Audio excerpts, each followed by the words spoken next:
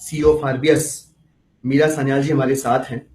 और ये जो पूरा डिसास्टर है नोटबंदी द्वारा पैदा किया हुआ, हम आज इसको समझने की, इसको डिकोड करने की कोशिश करेंगे। और इसको डिकोड करने की कोशिश करेंगे आम आदमी के दृष्टिकोण से। सड़क पर चलने वाला आम आदमी, हमारी गली का आखिरी आम आदमी, उसकी जिंदगी पर पिछले दिनों में क्या असर हुए, आने वाले वक्त में ये डीमोनेटाइजेशन उसकी जिंदगी पर क्या असर डालेगा, इन सब के ऊपर बात करेंगे। और शुरुआत करेंगे केंद्र की सरकार के दावों से। केंद्र की सरकार ने दावे क्या क्या किए? मैम, केंद्र की सरकार ने कहा कि जब नोटबंदी लागू होगी तो टेरर लिंक्स की फंडिंग बंद हो जाएगी। ये दावा झूठा साबित हुआ जब जेएनके में हमारी पुलिस ने कुछ आतंकवादियों को मार गिराया। तो देश में लाइनों में लगे हुए आम आदमी के पास पैसा नहीं, लेकिन आतंकवादियों के पास पैसा है। बड़ा दुख हुआ, बड़ी तकलीफ हुई, लोगों के मन में शक पैदा हुआ कि जब ये सब कुछ इतना सीक्रेट था और इससे टेरर लिंक की फंडिंग रुक जानी थी, तब भी आतंकियों के पास 2000 के नोट कहां से आ गए? कोई भाजपा वाला उनसे मिला हुआ है क्या? कोई उनको नोट सप्लाई कर रहा है क्या? क्योंकि पहले से नोट मिलने की घटना तो सिर्फ भाजपा वालों के साथ हुई। भारतीय जनता पार्टी के पंजाब राज्य के लीगल सेल के जो प्रभारी थे, उनके पास, कंबोज साहब, उनके पास 6 तारीख को ही नोटों के बंडल आ गए थे। ऐसी और भी कई सारी घटनाएं हुई हैं। तो ये दावा भी गलत साबित हुआ। फिर सरकार ने एक और दावा किया कि काउंटर फिटिंग ऑफ करेंसीज, ये जाली जो नोट होते हैं इनका छपना बंद हो जाएगा। छोड़िए छपना, जाली नोटों का बंद होना, रोज लगभग कहीं ना कहीं से खबर आ रही है, कहीं 4 करोड़, कहीं 92 लाख, कहीं 70 लाख, कहीं 20 लाख, कहीं कुछ रोजाना कहीं नए, पुराने और जाली हर किस्म के नोटों के बरामद होने की खबरें आ रही हैं। तो ये दावा कि नोटबंदी से जाली नोटों का कारोबार पूरा ठप पड़ जाएगा, ये दावा भी गलत साबित हुआ। और हमने पहले दिन कहा था कि जब अमेरिका जैसा विकसित राष्ट्र जाली नोटों के धंधे के ऊपर नकेल नहीं कस पाया, वो दावा नहीं कर पाया कि हम इसको बंद कर सकते हैं, तो हम किस खेत की मूली हैं? तो ये दावा भी गलत साबित हुआ। अगला दावा ये था कि इससे भ्रष्टाचार रुक जाएगा। भ्रष्टाचार रुकने की जब बात की गई, 3 दिन बाद नोटबंदी के गुजरात के अंदर एक ऑफिसर नए नोटों में रिश्वत लेता हुआ पकड़ा गया। इस दावे का कोई सिर पैर नहीं था, कोई तर्क नहीं था कि नए नोटों के आने से भ्रष्टाचार कैसे रुक जाएगा। भ्रष्टाचार रोकने के लिए आपको व्यवस्था में सुधार करने पड़ते हैं, अकाउंटेबिलिटी सेट करनी पड़ती है, जिम्मेदारियां, जवाबदेहियां तय करनी पड़ती है, तब चीजें हो पाती हैं। आपको डिटरेंस क्रिएट करने पड़ते हैं सिस्टम के अंदर। वो करने की बजाय कुछ लोगों को सपना ये दिया गया कि भ्रष्टाचार रुक जाएगा, वो दावा भी गलत साबित हुआ। काले धन के ऊपर दावा किया गया। काले धन के ऊपर वो कितना आएगा, कितना नहीं आएगा, वो आप बहुत बेहतर तरीके से बताएंगी। हमारे पास कुछ सवाल हैं जो सोशल मीडिया से, ईमेल्स के जरिए, ट्विटर से, फेसबुक से और ऐसे भी डायरेक्टली बहुत सारे जानने समझने वाले जो कंसर्न सिटीजन, उनके बहुत सारे सवाल आए। तो मुझे लगता है कि आज की बातचीत को हम अगर कॉन्वर्सेशनल रखेंगे तो और आम आदमी की भाषा में समझाने की कोशिश करेंगे तो ज्यादा इंटरेस्टिंग हो पाएगा आज हम लोगों का इस फेसबुक लाइव सेशन में बैठना। पहला जो सवाल है मैं आपसे पूछना चाहूंगा मैम, बहुत सारे लोग जो लाइनों में खड़े हैं, परेशान है, दुखी हैं, उन बहुत सारे लोगों में से कुछ लोग ऐसे भी हैं जो इस विश्वास से खड़े हैं कि थोड़े दिन की बात है, नोटबंदी से जो परेशानियां पैदा हुई हैं वो कुछ दिनों में ठीक हो जाएंगी। आपको क्या लगता है कि कुछ दिनों में ठीक हो जाने वाला है? देखिए दिलीप जी, मैं आप लोगों से ये कहना चाहती हूँ कि जैसे आपने कहा सरकार के कुछ उद्देश्य थे। अब मानिए कि वो उद्देश्य अच्छे थे, ऐसा इस देश में कोई नागरिक नहीं है जो नहीं चाहता कि काला धन बंद हो, जो भ्रष्टाचार खत्म करने की उम्मीद रखता है, जो चाहता है कि जो काउंटरफीट नोट हैं, जो नकली नोट हैं, जो आतंकवाद है, वो सब बंद हो जाए। ये उद्देश्य हम सब अपने मन में रख करके चलते हैं। सवाल ये पैदा होता है कि जब आप एक ऐसा कदम उठाते हैं, क्या आपको ये सिद्ध हुआ कि ऐसे पॉलिसी से जो आपके उद्देश्य हैं वो पूरे होंगे या नहीं? वो पहला सवाल है। दूसरा सवाल जो आपने किया, क्या आपका प्लानिंग क्या था? अब हम सब अपने कारोबार में लगे हैं, अपने घरों में लगे हैं। जब भी हम कोई कदम उठाते हैं उसका कुछ प्लानिंग करते हैं। अगर वो प्लानिंग सही नहीं हुआ तो हम हमेशा दूसरा प्लान रखते हैं, जो प्लान बी या प्लान सी कहा जाता है। अब ऐसे लग रहा है कि प्लान बी और प्लान सी तो था ही नहीं। आश्चर्य की बात यह है कि प्लान ए भी नजर नहीं आ रहा है। मैं आपको सिंपल बात बताना चाहती हूँ। जब सरकार ने ये कदम उठाया था तो ये है, मतलब इसके ये आंकड़े ये हैं, इन्होंने 1500 करोड़ नोट 500 के हटाए, इनको रद्द कर दिए। 1571 करोड़ 500 रुपए नोट्स, 633 करोड़ 1,000 रुपए के नोट रद्द किए गए। अगर आप इनको मेल मिलाकर के देखें तो ये टोटली हुए 14,02,000 करोड़ मतलब रुपए, ठीक है। और ये मेल मिलाकर के जैसे 86% हमारे करेंसी का निकाला गया। अब हम पॉलिसी बात को एक साइड में छोड़ देते हैं, उद्देश्य को एक बात छोड़ देते हैं, लेकिन ये तो स्पष्ट था कि अगर आप नोट निकालोगे सिस्टम से तो आपको नोट वापस भी देने पड़ेंगे। बिल्कुल ठीक है। अब इसका प्लानिंग हम इस पर जाएं तो आपने टोटली 2,300 करोड़ नोट 500 के और 1,000 के निकाले थे सिस्टम से, उनको रद्द किए। अब हमारे जो प्रिंटिंग प्रेस हैं, हमारे यहाँ प्रदेश में 4 प्रिंटिंग प्रेस हैं।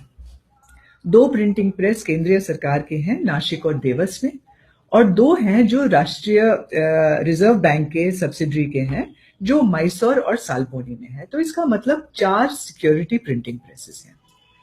इनका टोटल कैपेसिटी कहा जाता है 2,600 करोड़ नोट पर डे या न पर साल, पर ईयर इतना ही कर सकते हैं। हाँ, इतना ही कर सकते हैं, और हर चीज का कैपेसिटी होता है, और ये जी। काफी बड़ा कैपेसिटी है। तो अगर आप ये कदम उठा रहे थे और बताया जा रहा है कि बहुत सोच समझ करके ये कदम उठाया गया, 10 महीने से प्लानिंग था, तो मेरा ये कहना है कि अगर आप ये सारे नोट दोबारा प्रिंट करना चाहते थे, 500 के हटा करके नए 500 लाना चाहते थे, तो इस कैपेसिटी से आपको 1,500 करोड़ 500 रुपए के नोट प्रिंट करने में लगभग 7 महीने लग जाते। My goodness. अगर आपको 1,000 के नोट हटा करके 2,000 के लाने थे इक्विवेलेंट, तो लगभग आपको 300 करोड़ 2,000 के नोट लाने थे। इसमें मान जाओ कि लगभग 1, 2.5, 3 महीने लग जाते। जी। तो अगर आपके पास 10 महीने थे तो आपको तो कोई दिक्कत नहीं थी, आप पूरे के पूरे नोट इन 10 महीने में छिपवा सकते थे। अब कहा जा रहा है कि बहुत सिक्योरिटी था, सीक्रेसी था, किसी को नहीं बताना था, लेकिन मैं आपको ये बताना चाहती हूँ कि जो सिक्योरिटी प्रिंटिंग प्रेस होता है, इसलिए उसका नाम सिक्योरिटी प्रिंटिंग प्रेस रखा जाता है क्योंकि वहां पर एब्सोल्यूट सीक्रेसी है। अच्छा, मान जाइए कि आप कह रहे हैं कि सीक्रेसी आप नहीं रख सकते थे। आज के तारीख में भी कोई बता नहीं पा रहा है कि आज इन प्रेसों में कितने नोट रोजाना प्रिंट हो रहे हैं और किस डिनोमिनेशन में। तो अगर आप आज मतलब ये कदम उठाने के 3-4 हफ्ते बाद अब भी नहीं बता सकते हो, तो 10 महीने पहले किसी को कानो कान खबर नहीं पड़ने वाली थी। इसका यही मतलब तो ये एक्स्ट्रा एम्फेसिस करना कि नहीं सीक्रेसी मेंटेन करने के लिए से किया गया, ये सब बेवजह की बात है। बेवजह की बात है, इसमें प्लानिंग ही नहीं हुआ।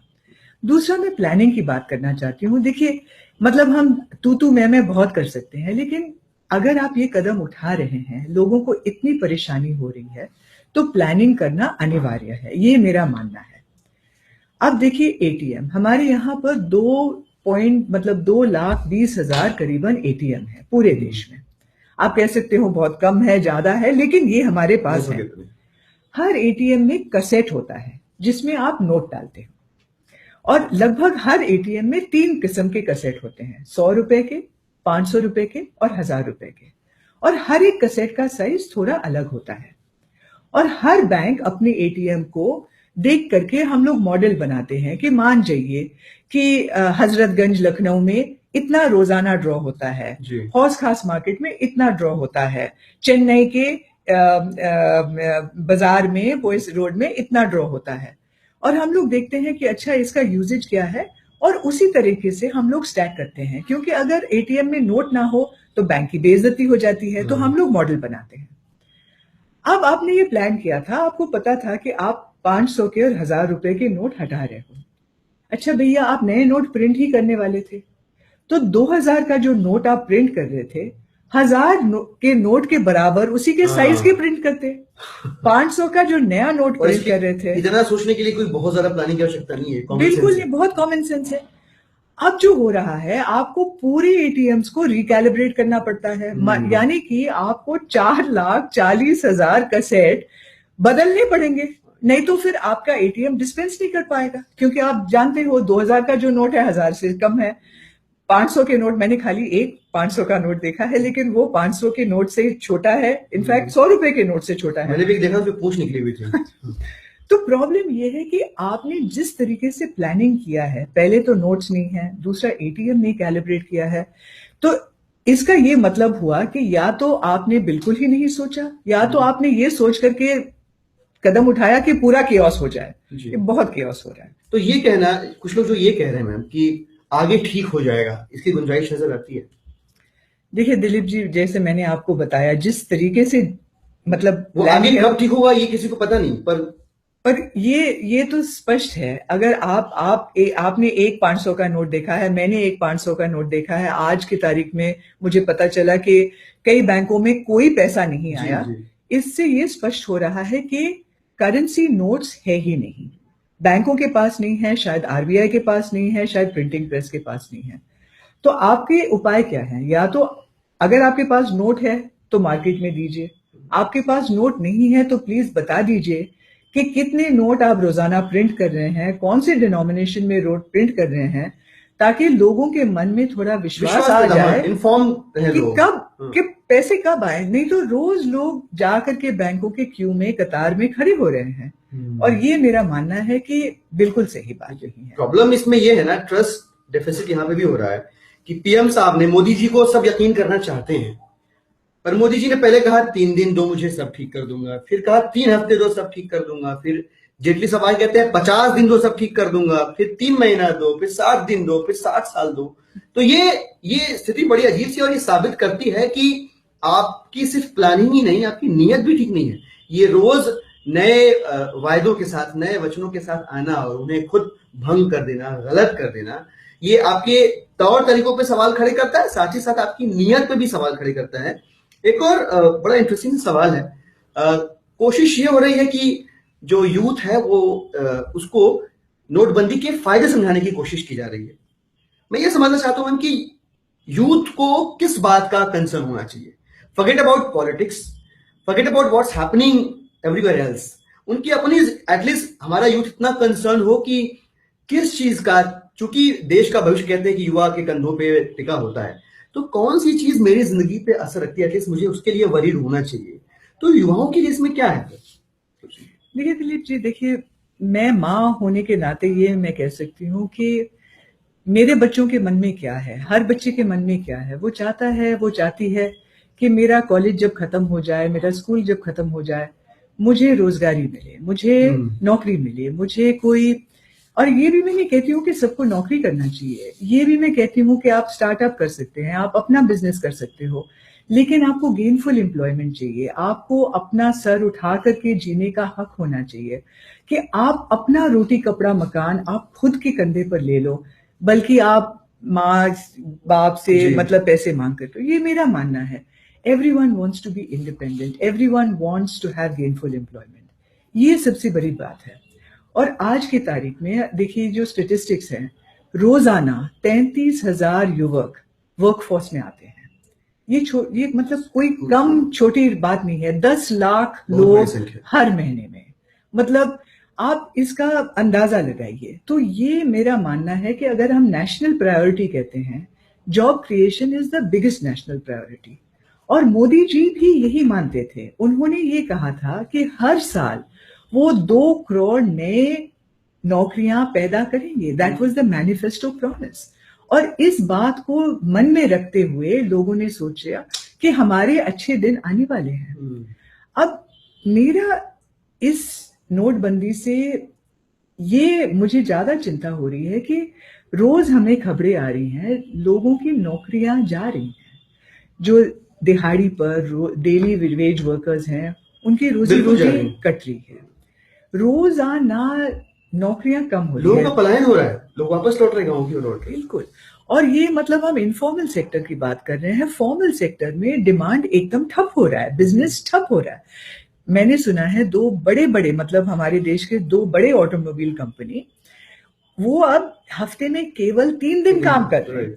तो आप सोचिए, अच्छा उनके पास सहन शक्ति है, वो मतलब काम चला सकते हैं, लेकिन उनके सारे जो एंसिलरी इंडस्ट्रीज है, जो स्मॉल स्केल इंडस्ट्रीज हैं, जो टायर, जो मतलब स्पेयर पार्ट्स सप्लाई कर रहे हैं, उन पर क्या असर पड़ रहा है। तो बल्कि यहाँ के आप नए जॉब्स तो नहीं क्रिएट कर पा रहे, जो एग्जिस्टिंग जॉब्स है उनको भी आप डिस्ट्रॉय कर रहे हैं। ये बहुत बड़ा इसका if I am not wrong, एक आंकड़ा ये भी है कि पिछले 2.5 सालों में जो जॉब क्रिएशन हुआ है वो पिछले 7 सालों का सबसे लोएस्ट है। मैनिफेस्टो में 2 करोड़ जॉब्स पर ईयर का प्रॉमिस करना और जहां जरूरत 1.25 करोड़ जॉब्स पर ईयर की है वो भी न कर पाना, अलबत्ता और जॉब्स कटने लगे। मुझे लगता है कि सबसे ज्यादा चिंता की बात यूथ के लिए इससे ज्यादा और कुछ नहीं हो नहीं सकती। लेकिन दिलीप जी, मैं एक बात इसमें जोड़ना चाहती हूँ, क्योंकि हम लोग कहते हैं जॉब्स क्रिएट करना। एक बात में मैं मोदी जी से सहमत हूँ कि we want to make in India, we want startups, we want entrepreneurs. बल्कि मैं ये कहूंगी कि ये गर्व की बात होनी चाहिए कि कोई युवक किसी के यहाँ नौकरी ना करे, वो बल्कि अपना बिजनेस खोले और किसी और को नौकरी दे। लेकिन इस बात से एक बात जुड़ी है, making business, doing business in India easier. अगर आप मतलब वो स्टेटिस्टिक्स देखें, यहाँ मेक इन इंडिया से पहले make India first, make India first, make doing business in India easier. अब प्रॉब्लम ये क्या हो रही है, वैसे भी हमारे देश में कोई भी कारोबार बिजनेस शुरू करना बहुत कठिन है, क्योंकि इतना रेड टेप है, इतना ब्यूरोक्रेसी है, बहुत मुश्किल है। इस कदम उठाने से बाद आप किसी से भी पूछ लो, इसका मतलब आपके प्रॉब्लम्स दुगना तिगना, they have become so complicated. आप अपने वर्कर को, आपके पास एक भी एम्प्लॉय हो, आप उसको कहां से सैलरी दोगे? आपका जो सप्लायर है, आप उसको पैसे कैसे दोगे? मतलब already business, doing business was so complicated. इसके बाद आपका पूरा दिन कतार में जा रहा है, आप बिजनेस क्या चलाओगे? So the whole problem has got compounded. जो आपने मतलब जो आपका लक्ष्य था, जो आपने सपने दिखाए, उसका तो ये कदम बिल्कुल ही उल्टा तरीके से जा रहा है। और आयरनी देखिए कि अभी सुनने में आया कि पंजाब में, शायद चंडीगढ़ में, एक कोई यंग इंजीनियर था, उसका प्रोजेक्ट मेक इन इंडिया में लिस्ट हुआ था और उसने मेक इन इंडिया को इतना सीरियसली लिया कि अपने घर पे बैठ के करेंसी मेक करने लगा।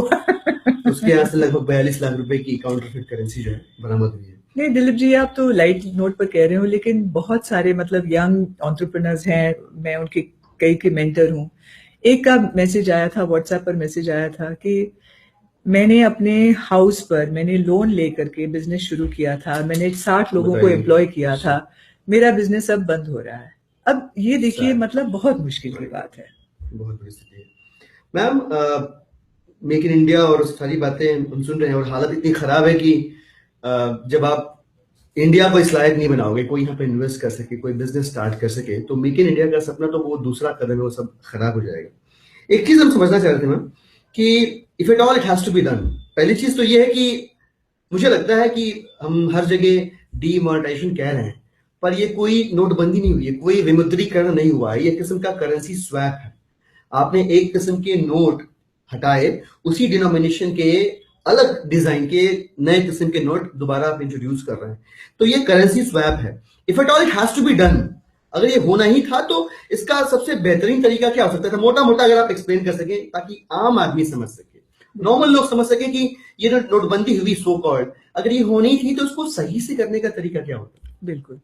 और दिलीप जी, मेरा मानना है कि मतलब भाजपा सरकार भी यही कहेगी, क्योंकि उनको लग रहा है कि जो लक्ष्य थे, जो काला धन का, जो काउंटरफीट का, वो नहीं हो रहा। तो as you see the dialogue is changing. वो खुद कह रहे हैं ये डिमोनेटाइजेशन नहीं है, करेंसी स्वैप है। मान जाइए कि आपने करेंसी स्वैप किया, मेरा ये मानना है कि प्लानिंग ठीक से होना था। जैसे मैंने कहा, आपके पास यदि 10 महीने थे तो आप प्लानिंग ठीक से नोट प्रिंट करते, ताकि आपने 9-8 नवंबर को आपने ऐलान किया कि 500 के और 1000 के नोट रद्द हो रहे हैं।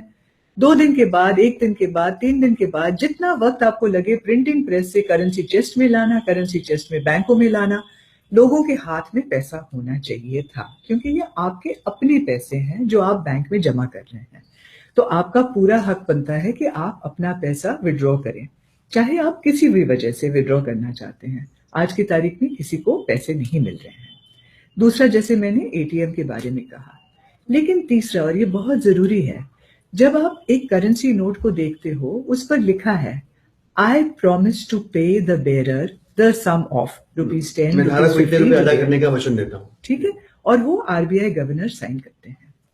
अब अगर अब हम बैंकिंग की टर्मिनोलॉजी यूज करें तो इसको प्रॉमिसरी नोट कहा जाता है। प्रॉमिसरी नोट का ये मतलब है, it is an unconditional promise. मैं ये नहीं कह सकती कि Dilip ji I promise to pay you if you turn up on such and such day, if you wear a white kurta, if you wear this, फिर वो प्रॉमिसरी नोट नहीं हुआ. It has to be unconditional. दूसरा, it has to be not bound in time. मैं इसका तारीख नहीं दे सकती हूँ क्योंकि फिर वो प्रॉमिसरी नोट नहीं रहा. अब मान जाइए जैसे बैंक ऑफ इंग्लैंड में ये करेंसी स्वैप हुआ है, इंग्लैंड में हुआ है, यूरोप में हुआ है, कई देशों में हुआ है. आपका मन है कि ये नोट को हटाया जाए किसी भी वजह से, दूसरे नोट ले आए. यूके में 50 point is the biggest bill, I guess. And you have changed it, they have changed it. लेकिन वक्त दिया जाता है कि मतलब ठीक है 30 दिसंबर तक आप बैंकों में चेंज कर सकते हो, लेकिन उसके बाद अचानक एक सुबह उठे और कह कि अब सब बंद हो गया, ऐसा नहीं होता. बिल्कुल. और उसके बाद आप बैंक ऑफ इंग्लैंड के ब्रांचेस में, जैसे बैंक ऑफ इंग्लैंड उनका सेंट्रल बैंक हुआ, जैसे हमारा रिजर्व बैंक ऑफ इंडिया हुआ, अब आज की तारीख में 5 साल के बाद जा सकते हो और वहां पर आपका नोट चेंज कर सकते हो, because it is a promissory note. हाँ, मैं उसके साथ अपना पेट्रोल नहीं खरीद सकती, दवाई नहीं खरीद सकती, मैं बैंक में नहीं जा सकती, लेकिन मैं सेंट्रल बैंक के ऑफिस में जा सकती हूँ. इसी करेंसी सिस्टम से वो नोट मिला हुआ है, तो हमेशा धोखा होगा, कहा जाएगा कि मेरे हाथ का नोट अब बिल्कुल कागज है. बिल्कुल. और ये जो कदम उठाया गया है और जिस तरीके से कदम उठाया गया है, इसमें कहीं कॉन्स्टिट्यूशनल और लीगल सवाल उठाए जा रहे हैं. Because in a way Dilip ji, it is affecting my right to property. ये मेरा प्रॉपर्टी है. आप ये नहीं कह सकते हो कि आपके पास कैश है और वो पूरा का पूरा काला धन है, बल्कि अब साबित हो रहा है कि जितना कैश है वो एक्चुअली काला धन के बदले सफेद धन साबित हो रहा है. Few days ago you rightly said that all black is not cash, not all cash is not black. Exactly. Probably this one line precisely summarizes everything, which everyone got but government didn't get it. तो आपने एक बड़ी interesting line कही ma'am, जो promissory note लिखा होता है, मैं धारक हूँ इतने रुपए अदा करने. अभी जो हालत हो गई है देश में, वो लाइन थोड़ी सी मुझे बदली भी लग रही है. ऐसा लग रहा है जैसे केंद्र सरकार माननीय मोदी जी ये कह रहे हैं कि मैं काला धन धारक को 50% की कमीशन लेकर बाकी का 50% सफेद करने का वचन देता हूं. इस किस्म का माहौल बन गया है. मैंने शुरुआत में भी कहा था कि सिर्फ तरीकों पे नहीं, हम तो नीयत पे भी सवाल खड़े कर रहे हैं, क्योंकि लगभग सरकारी रिपोर्ट्स के मुताबिक 8.5 लाख करोड़ रुपए का जो बैंक लोन था, जो डिफॉल्ट कर गए बड़े बड़े माननीय मोदी जी के अमीर दोस्त, वो जो है अब माफ करना है सरकार को, जिसमें से करीब 1,14,000 करोड़ रुपए ये माफ कर चुके हैं ऑलरेडी. अच्छा, लोगों ने कहा कि यार कर दिया, आप दोबारा करेंगे, ऐसा क्यों हम माने? तो जब ये योजना शुरू हुई उसके 5 दिन के अंदर ही एसबीआई ने 7,000 करोड़ रुपए और राइट ऑफ कर दिए, जिसमें 1,200 करोड़ रुपए इस देश के एक महानतम व्यक्ति श्री माल्या जी के थे. तो सबूत मिल गया लोगों की, हाँ यार पहले भी किया था और अभी नोटबंदी के बाद भी कर रहे हैं, तो आगे भी करेंगे. तो 7 लाख करोड़ रुपए जो लिक्विडिटी क्रंच बैंक के पास था, हमारे ही पैसे जब उनके पास जाएंगे और उनके पास सफिशिएंट लिक्विडिटी हो जाएगी, जब वो सॉल्वेंट हो जाएंगे, तो वो बाकी का जो बचा हुआ कर्जा है वो माफ कर देंगे. तो कुल मिला के जो अगर लीनियर और आसान ढंग से इसको समझा जाए, नोटबंदी के नाम पर ये 8 लाख करोड़ रुपए का घोटाला है. अब बीजेपी के लोग जो कह रहे हैं कि नहीं ये घोटाला नहीं है, हमने राइट ऑफ किया है, हमने वेव ऑफ किया है, जनता को इस जार्गन में बहलाने फुसलाने का प्रयास कर रहे हैं. तो मैं आपसे 2 चीजें समझना चाहूंगा और चाहूंगा कि आप लोगों को समझाएं जो ये लाइव देख रहे हैं सेशन. एक तो ये कि ये क्या बेवकूफ बना रहे हैं, राइट ऑफ कर दिया है, वेव ऑफ कर दिया है, जो भी कर दिया. मैं तो ये कह रहा हूं कि जो भी किया है आपने, राइट ऑफ किया है या वेव ऑफ किया है, जो भी किया है, किसानों का भी वही कर दो ना भाई साहब. जो भी किया आपने वही किसानों का भी कर दो. वो मर रहे रोज आत्महत्या कर रहे हैं कुछ 1,000 रुपयों के लिए, आप माल्या के हजारों करोड़ माफ कर दे रहे हो. तो एक तो वो समझाया. और दूसरा ये, अगर इनके राइट ऑफ को मैं सही समझता हूं, बैंकिंग टर्म से राइट ऑफ करने का मतलब यदि इनके हिसाब से माफ करना नहीं है और इसकी रिकवरी हो सकती है, तो ये बताएं कि जो 1,14,000 करोड़ रुपए इन्होंने राइट ऑफ किए हैं, उसमें से आज तक कितना रिकवर किया इन लोगों ने. अगर नहीं किया तो मैं आम आदमी सड़क पे चलने वाला, मेरे लिए तो वो वेव ऑफ ही है. तुमने वो पैसे देश की जनता के बर्बाद कर दिए, खराब कर दिए. इस पे आप थोड़ा सा लाइट डालें. देखिए दिलीप जी, 2 तरीके से इसका जवाब दिया जा सकता है. पहले तो बैंकिंग टर्मिनोलॉजी में हम आए, अकाउंटिंग टर्मिनोलॉजी में आए. तो ये जो कह रहे हैं कि जो राइट ऑफ हुआ, राइट ऑफ का क्या मतलब हुआ कि मैंने आपको लोन दिया, मैंने आपको 100 रुपए दिए, फिर मैंने बहुत सारे प्रयास किए आपसे लोन मतलब रिकवर करने के लिए. मैं आपके घर आई, मैंने हाथ जोड़े, मैंने कलेक्शन एजेंट भेजे, मैंने जो भी ठीक है, रिकवरी नहीं हुई. तो फिर कुछ वक्त गुजर गया, तो आरबीआई के नॉर्म्स होते हैं कि इतने वक्त में अगर आपका रिकवर नहीं हुआ तो आपको राइट ऑफ करना था. अब जो बड़ा घोटाला ये हुआ था कि ये लोग इसको एक्सटेंड करते जा रहे थे, कोई स्ट्रक्चरिंग, कोई रिस्ट्रक्चरिंग, और ये कई सालों से होता आ रहा है.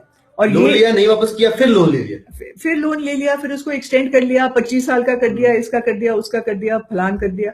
और जो आप कह रहे हैं कि ये भाजपा के दोस्त थे, मैं आपको विनम्रता से कहती हूँ ये यूपीए सरकार के भी दोस्त थे। ये भी दोस्त है, तो हाँ। मतलब ये नहीं है कि मतलब कोई दूध का धुला हुआ है, हाँ। ये काफी टाइम से होता आ रहा है।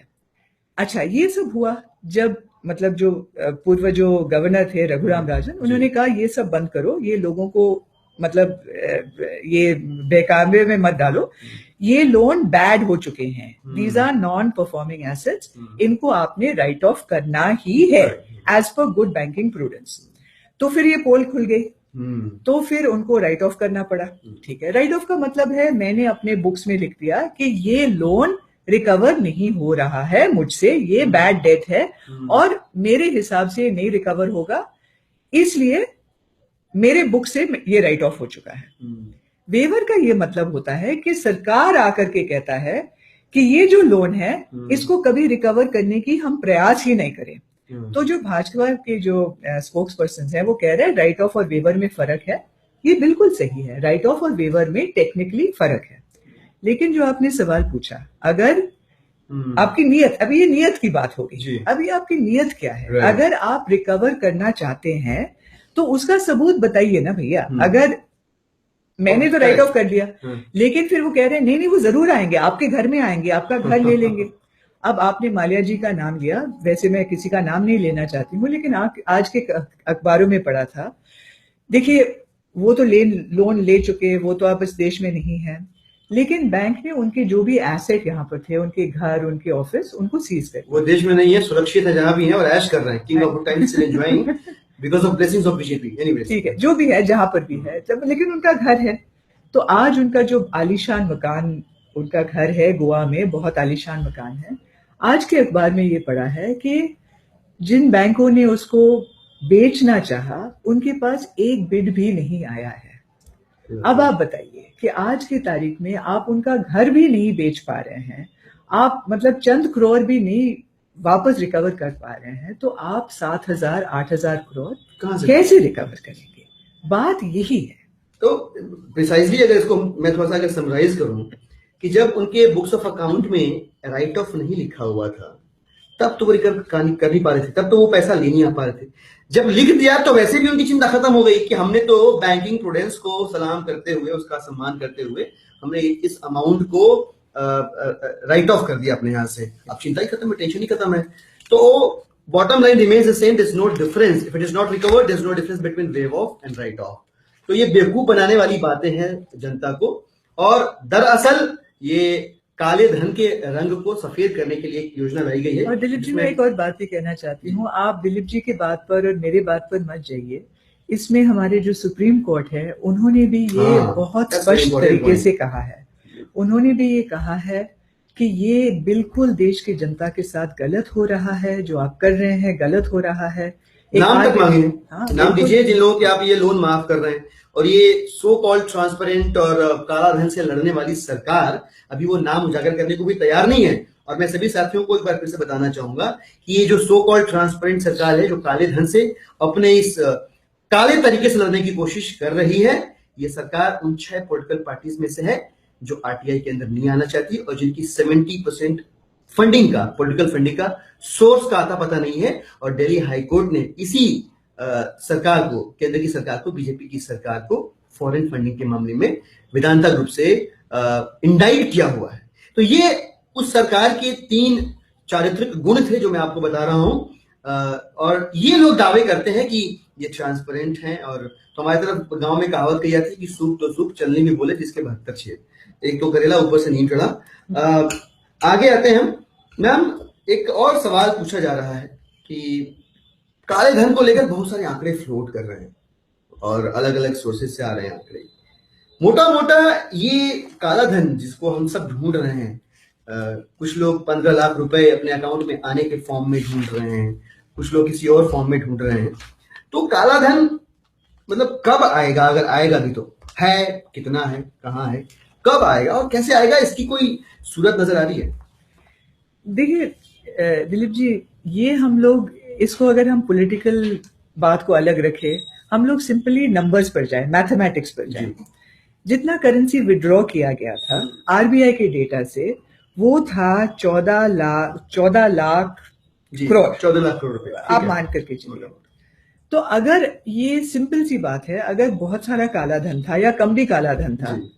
इनका ये मानना है कि जो बैंक में पैसा नहीं डालेगा उसी के पास काला धन है। जिसने बैंक में पैसा डाल दिया उसका ये मतलब है कि सफेद धन है। मतलब दिस इज सिंपल, क्योंकि उनको कैश और ब्लैक और इसमें कुछ फर्क नहीं आ रहा था। तो जो ईमानदार आदमी है वो जाकर के बैंक में पैसा डाल देगा।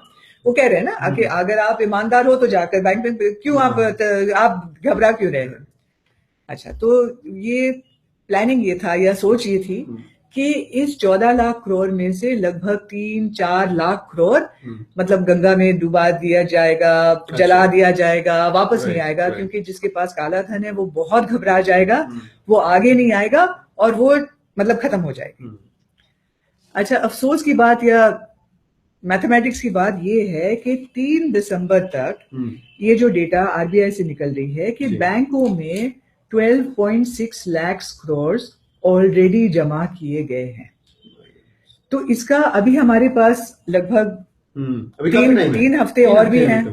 और ऐसे कई लोग हैं जो कह रहे हैं कि इतना लंबा कतार है बैंक के सामने, बहुत सारे लोग अभी बैठे हुए हैं कि अच्छा अभी वक्त है ये कतार थोड़ा खाली हो जाए, कम हो जाए, फिर हम लोग जाकर के जमा करें। तो अब सवाल ये है कि आप अभी ये सब काला धन कहाँ है? तो इसके 2 महीने निकल सकते हैं।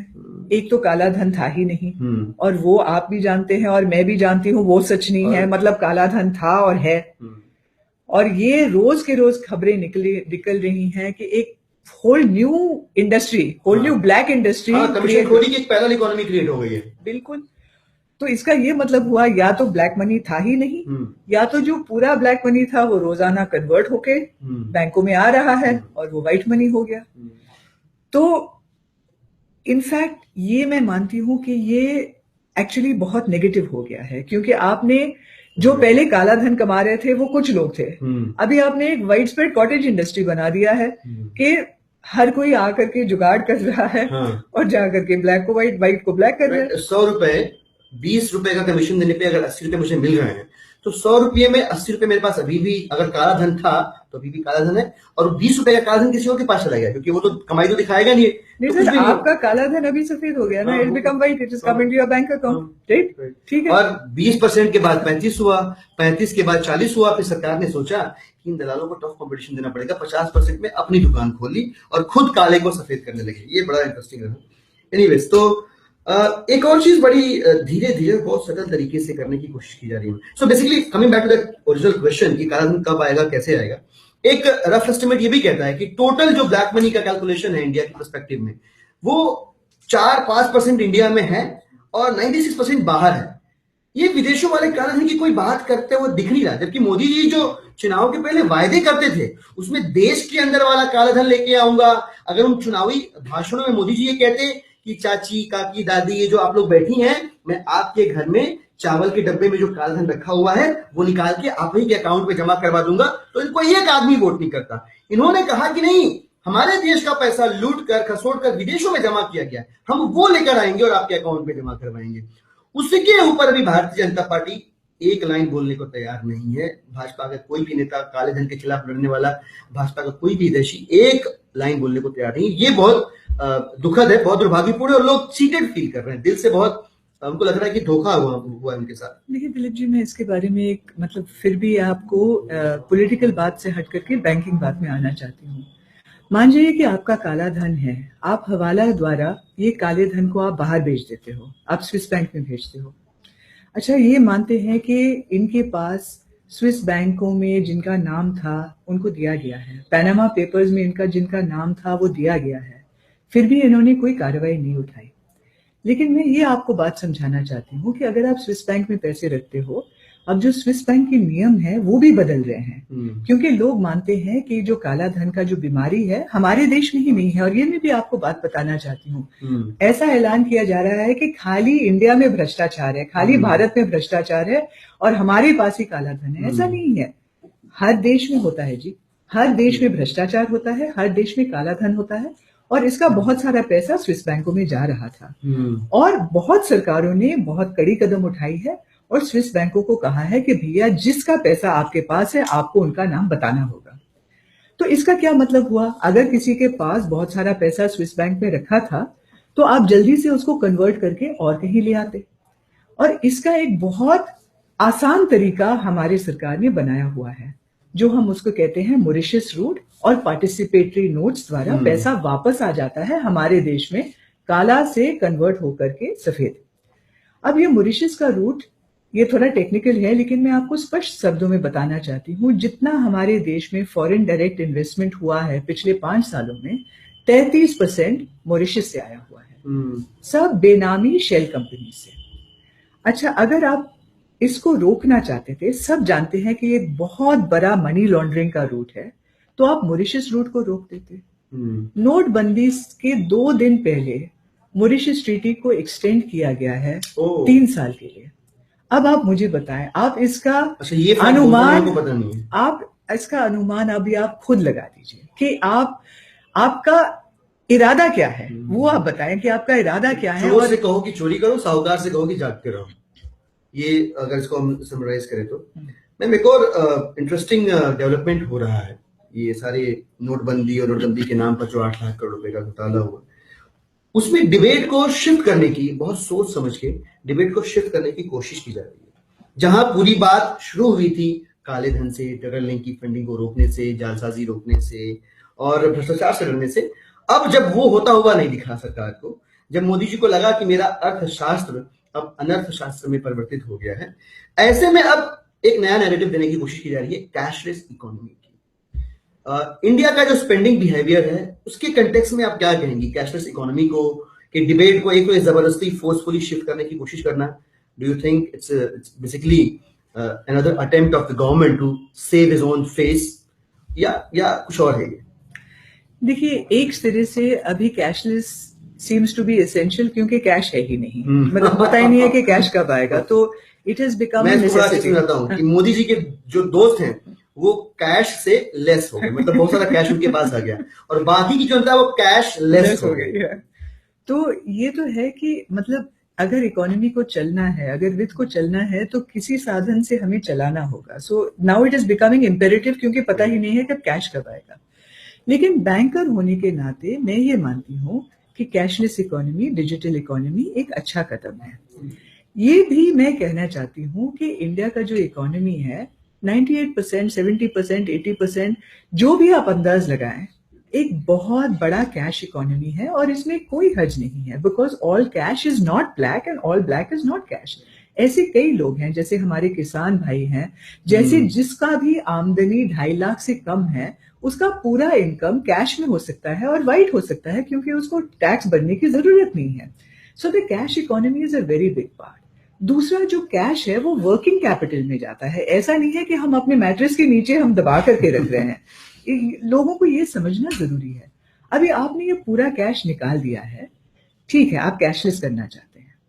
अब मेरा ये सवाल है कि आप किस तरीके से कैशलेस करना चाहते हो। मैं आप सबको बात बताना चाहती हूँ कि जो इंडिया के डिजिटल पेमेंट सिस्टम्स हैं, आरबीआई द्वारा, नेशनल पेमेंट काउंसिल द्वारा जो है हमारे डिजिटल पेमेंट सिस्टम्स हैं, वो दुनिया के बेहतरीन पेमेंट सिस्टम्स में से हैं। हमें गर्व से कहना चाहिए कि हमारे पास ऐसे सिस्टम्स हैं।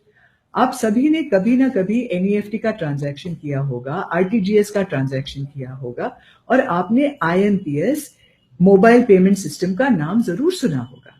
और इस साल, अब मान जाइए एनईएफटी आरटीजीएस करने में थोड़ी दिक्कत होती है, आपको आईएफएससी कोड डालना पड़ता है, अकाउंट नंबर एग्जैक्टली डालना पड़ता है, थोड़ा टेक्निकल और कॉम्प्लिकेटेड है।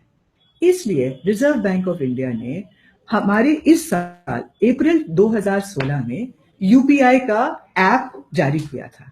ये बहुत सरल और अच्छा तरीका है। लेकिन अफसोस की बात है, जब आपने नोटबंदी की, तब आप यूपीआई को पब्लिसाइज करने से पहले आपने पेटीएम को, जियो मनी को पब्लिसाइज किया। मेरा ये पूछना है कि क्यों? पेटीएम का जो मालिक है, पेटीएम, हाँ, it was started by an Indian company, लेकिन आज की तारीख में जो चीनी कंपनी अलीबाबा है, चाइनीज कंपनी, वो 40% पेटीएम का मालिक है। They are the controlling interest. और पेटीएम या जो भी डिजिटल वॉलेट है, वो पैसे कैसे बनाता है दिलीप जी? मान जाइए कि मैंने अपने बैंक से 100 रुपए निकाल दिए, मैंने अपने बटुए में डाल दिया, जी। तो मेरा बटुआ में जो पैसा है उस पर तो मुझे ब्याज नहीं मिलता है, नहीं। मैंने आपको पैसे दे दिए, तो ये कैश हुआ। डिजिटल वॉलेट में क्या हुआ, मैंने अपने क्रेडिट कार्ड से या बैंक से पैसे निकाल करके डिजिटल वॉलेट में डाल दिया, तो उसको उस पैसों पर मुझे कोई ब्याज नहीं मिलता है। फिर उन पैसों से आप उबर के कैब हो, ओला के कैब हो, आपके पास आ गया, लेकिन आपको भी इसमें ब्याज नहीं मिला। जब तक आप अपने बैंक में नहीं डालोगे, पेटीएम को ही पैसा मिल रहा है, जिसे बैंकिंग टर्म्स में फ्लोट इनकम कहते हैं। तो फ्लोट इनकम कौन खा रहा है? पेटीएम। अच्छा, अलीबाबा खा रहा है, चाइना वाला। उसके बाद जब आप अपने पेटीएम वॉलेट से बैंक में ट्रांसफर करोगे, नोटबंदी से पहले आपको 4.7% ट्रांजैक्शन कॉस्ट लगती थी। अच्छा, नोटबंदी के कुछ दिन बाद उनके अकाउंट बढ़ते गए, उन्होंने कहा टेम्पररी मेजर से हम आपको ओनली 1.67% चार्ज करेंगे। ठीक है। यूपीआई में मैं आपको बताऊं, 1 रुपए से 1 लाख रुपए तक इंस्टेंटेनियसली मैं आपको ट्रांसफर कर सकती हूँ मेरे बैंक अकाउंट से आपके बैंक अकाउंट में। जब तक मेरे बैंक अकाउंट में है मुझे ब्याज मिलेंगे, इंस्टेंटली आपके पास आ गए आपको ब्याज मिलेंगे, मुझे 0 ट्रांजैक्शन कॉस्ट, आपको 0 ट्रांजैक्शन कॉस्ट। और सबसे बड़ी बात है डिजिटल पेमेंट्स में सबको डर है सिक्योरिटी के बारे में, कोई मेरा अकाउंट हैक कर ले, कोई मेरे डिटेल्स ले ले। यूपीआई में ये बिल्कुल सेफ है, बिल्कुल सिक्योर है, ये आरबीआई के सर्वर पर है, डबल फैक्टर ऑथेंटिकेशन है, ये बहुत अच्छा सिस्टम है। मेरा ये पूछना था, अगर आपका ये प्लानिंग था ही तो अप्रैल से अब तक हर बैंक को, प्राइवेट बैंक को, पीएसयू बैंक को इसको पॉपुलराइज करना था। इसमें तो कोई सीक्रेसी की बात नहीं थी, आप तब भी कह सकते थे ये बड़ा अच्छा कदम है, देश के लिए अच्छा कदम है। आज के तारीख में भी केवल 26 या 27 बैंक ऐसे हैं जिन्होंने यूपीआई को एक्टिवेट किया है। मैं पूछती हूं क्यों? बिल्कुल सही सवाल है। और उसके बावजूद अभी भी अगर यूज करें लोग एपीआई तो ये इट्स लाइक वेंटिलेटर, क्योंकि ये सिचुएशन बहुत खराब हो चुकी है और इन सारे बैंकिंग पेमेंट सिस्टम्स का, ऑनलाइन सिस्टम्स का पेनिट्रेशन गांव में नहीं है, किसानों के पास नहीं है, रेडी पटरी वालों के पास नहीं है। तो एक लंबा वक्त लगेगा लोगों को एजुकेट करने में, अवेयर करने में, और सरकार इसको कंप्लीटली बाईपास करके ये कदम उठा। और दूसरी बात है दिलीप जी, ये देखिए ये कंज्यूमर प्रेफरेंस होना चाहिए। राइट। आप मुझे फोर्स नहीं कर सकते। करेक्ट। और इस वजह से कि अच्छा ये देश के लिए अच्छा है, और बाय द वे आपके पास कोई कैश नहीं होगा तो आपके पास कोई दूसरा चारा ही नहीं है कैशलेस जाए, ये कोई तरीका नहीं होता है। ये तो डेमोक्रेसी है, people should have the choice. आप कैश लेना चाहें, क्रेडिट कार्ड लेना चाहें, यूपीआई करना चाहे, पेटीएम करना चाहे, you should have the choice. काफी टाइम हो गया मैम, सवाल अभी बहुत सारे हैं पर इसको थोड़ा सा वाइंड अप करते हैं। हम ये समझना चाहते हैं कि ये जो नोटबंदी हुई है, करेंसी स्वैप हुआ है, या काले धन के रंग को सफेद करने की जो एक कवायद शुरू हुई है सेंट्रल गवर्नमेंट द्वारा, इसके शॉर्ट टर्म और लॉन्ग टर्म कॉन्सिक्वेंसेस क्या होंगे? देखिए दिलीप जी, इमीडिएट जो कॉन्सिक्वेंस है कि किसी के पास पैसे नहीं है, इसको हम लिक्विडिटी क्राइसिस कहते हैं। मतलब जितना मैंने भी कहा है, प्रोफेसर अरुण कुमार ने भी कहा है, मान लीजिए कोई मरीज है, आप उनके शरीर से 86% आप उसका खून निकाल दोगे तो वो मरीज मर ही जाएगा। और ये हमारे इकोनॉमी के साथ हो रहा है, हर बिजनेस के साथ, हर फैमिली के साथ ये हो रहा है। ये तो इमीडिएट शॉर्ट टर्म कॉन्सिक्वेंस है। हमारे देश में लोगों के पास बहुत सहनशीलता है, हम लोग मैनेज कर लेंगे, अपना खर्चा कम कर लेंगे, मतलब एक दूसरे को सहायता करके हम लोग गुजार लेंगे। लेकिन इसका ये मतलब हुआ कि हमारा डिमांड कम हो गया। कोई भी बाजार में जाता है, वो गोलगप्पा नहीं खाएगा, वो कपड़ा नहीं खरीदेगा, वो बच्चे के लिए साइकिल नहीं खरीदेगा, वो अपने लिए मोटरसाइकिल नहीं खरीदेगा। आप हर इंडेक्स को देखें। आपने सही कहा, मुझे गोलगप्पा खाए काफी टाइम हो गया। हाँ, क्योंकि आपको पता नहीं है कि आपके हाथ में अब पैसे कब आएंगे, तो हर आपका डिमांड कम होगा। खर्च करने में डर रहे हैं लोग, खर्च करने में डर रहे। इसका ये इमीडिएट मतलब हुआ कि जो उस पर डिपेंडेंट था उसका बिजनेस ठप हो रहा है। और ये मैं आपको एक बहुत सरल तरीके से बता रही हूँ। अब ये रिपोर्ट आया था केरल से, जो वहां पर महिलाएं हैं जो मच्छी बेचती हैं। आपका मान जाइए 1000 रुपए आपका वर्किंग कैपिटल है, आप उस 1000 रुपए से, नए नोट से, पुराने नोट से, किसी से भी आप रोज सवेरे जा करके 1000 रुपए का मच्छी लेते हो, आप दिन भर उसको बेचते हो और दिन के आखिर में आपके पास 1200 रुपए हो जाते हैं। 200 रुपए आपका मुनाफा हुआ, आप उससे आपका अपना खर्च निकाल देते हो, 1000 रुपए आपका वर्किंग कैपिटल दूसरे दिन के लिए हुआ। अगर आप उस दिन में मच्छी नहीं बेच सकते हो तो वो मच्छी दूसरे दिन के लिए नहीं रहेगा। आपका पूरा का पूरा वर्किंग कैपिटल उस दिन में खत्म हो गया। तो यू आर डिस्ट्रॉइंग बिजनेसेस, और इससे आपका, जैसे मैंने कहा, डिमांड कम हो रहा है, लोगों के मन में जो भावना है वो डर का भावना है, आपका प्रोडक्शन कम हो रहा है, आपका रोजगारी कम हो रहा है, आपका जीडीपी पर असर हो रहा है। और तीसरा कॉन्सिक्वेंस ये है दिलीप जी, जो सबसे मेरा मानना है बड़ा बड़ा प्रॉब्लम है, लोगों का विश्वास उठ रहा है बैंकिंग सिस्टम से, करेंसी से। ये बहुत खतरनाक है। जैसे कि मेरी जो माँ है वो बुजुर्ग हैं, वो अब कह रही है, मीरा मुझे विश्वास नहीं हो रहा है कि बैंक में पैसा रखना सेफ है, जैसे मतलब ये उठ जाएगा मैं पैसे निकाल दूंगी। मैंने कहा मम्मी ये तो पॉसिबल नहीं है, मतलब आप पैसों को घर में कैसे रख सकती हो? कह रही है नहीं, अगर मुझे अस्पताल जाना हो, अगर कुछ प्रॉब्लम हो, मुझे कुछ विश्वास नहीं है कि जब मुझे अपने पैसे चाहिए मैं मिल जाएंगे।